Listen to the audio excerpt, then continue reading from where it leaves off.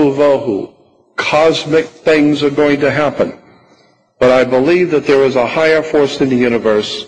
Talk to that spirit, and it will protect you and guide you, because all wise men have always said that, and it's true. And I want to thank you for your time. In the New Testament, there's a scripture where it has Jesus saying to the Pharisees and Sadducees, does not your scripture say that ye are gods? And if you go back to Psalms, that's what it says. It gives you in the Bible reference works where that comes from. In the Old Testament, there is a scripture in Psalms that says that we are gods, in that the progenitive life force in us has come from another place in the universe. Wherefore we are the offspring of the Elohim. We're the offspring of the gods. So we are, in a manner of speaking, the offspring of gods.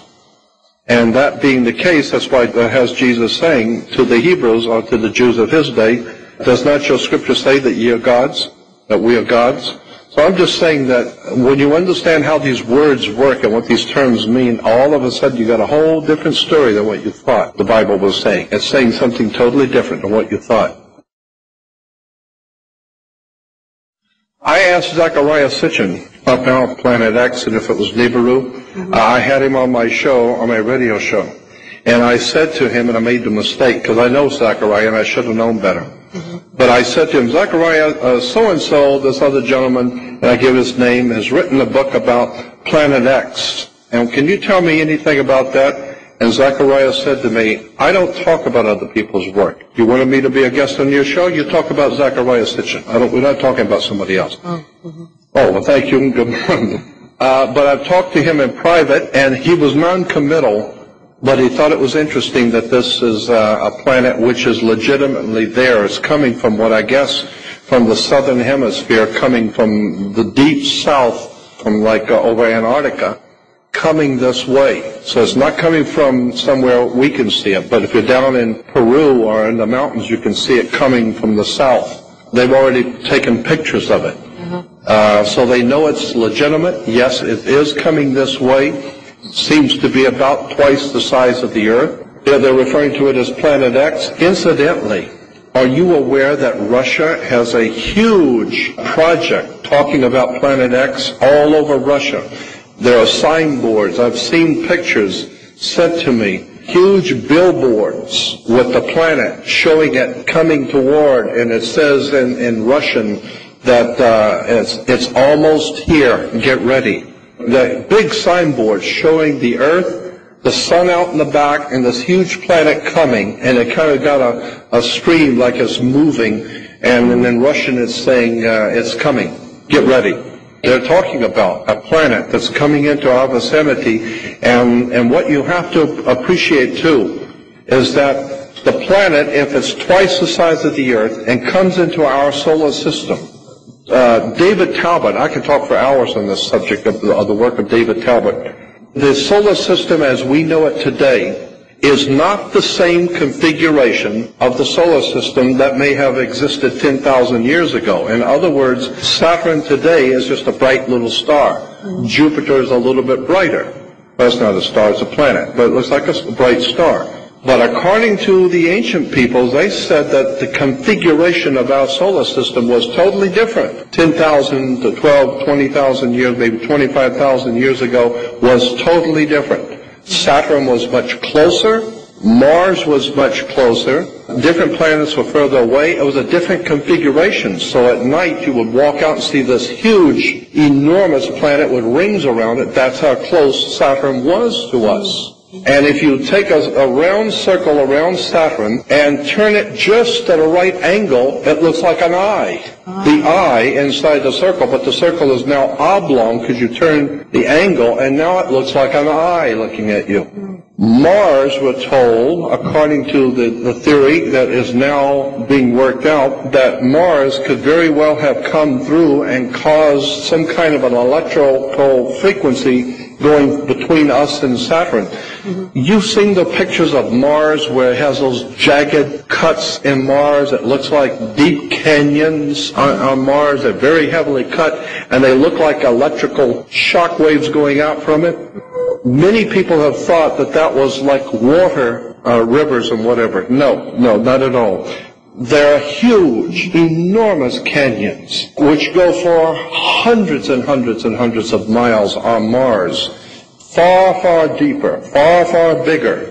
And they say, well, those were great canyons of water at one time. No, we now know what they are. It has been replicated on the scientific experiment, and they now know that those cuts on Mars were electrical discharges from Mars to another planet. It's like out here on these power poles.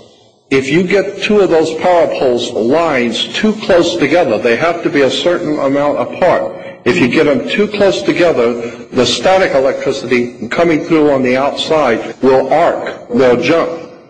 When it does, you've got problems. If you get two powerful lines, I mean really very powerful lines, and get them too close, they'll jump, and boy, when they do, now you got an explosion.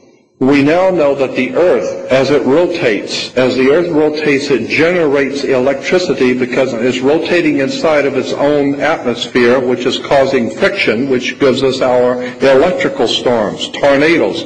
It's because the Earth is rotating like a generator, generating electricity, and that electricity is grounded. It goes back into the ground, which goes down and heats up the lava, keeping it hot and bubbling. And so consequently, if another planet comes close to us, the electrical frequency, our electrical, biological, and electrical frequency on this Earth would jump and hit the other planet. And so they're now able to see that that's what happened to Mars. Mars must have moved too close to another planet thousands of years ago, and it jumped. The spark jumped off of Mars and shot across and hit another planet. And that's why in that whole orbit that Mars is in are many, many asteroids and many, many meteors or whatever. It's because there was an electrical discharge that you wouldn't believe coming off of the surface of Mars that jumped out and hit another planet because it came too close. It's called the Companion Bible. It's my favorite one because it's got all kinds of interesting footnotes that nobody will touch. Nobody else has it. And it's the King James Bible, but it's called the Companion Bible, and it's put out by Kregel, K-R-E-G-E-L, Kregel Company, Companion Bible.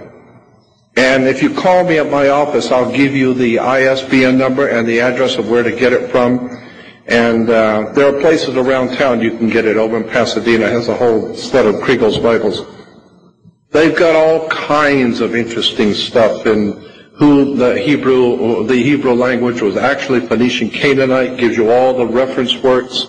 It tells you in their reference works that the entire New Testament is astrotheology based on astrology, and it gives you all of the reference works and all the volumes to research. It gives you numerology, Egyptology, tells you the real truth about where things come from. The Ark of the Covenant was borrowed from the Egyptian. It's an Egyptian story. The Ten Commandments, it says in the reference work in that Bible, was taken from the Egyptian concept of the 12 negative confessions, as I said. That Bible is called the Companion Bible, is crammed filled with interesting stuff, end quote, that most people have never even heard. It's just telling you things that nobody else will tell you. So that's the one I would get, the Companion Bible. But give me a call at my office, and then I'll give you the actual ISBN number so you get the exact one. Because King James Bible, it's 818. Anybody can call me 24 hours a day. 818-705-3029. I always try to make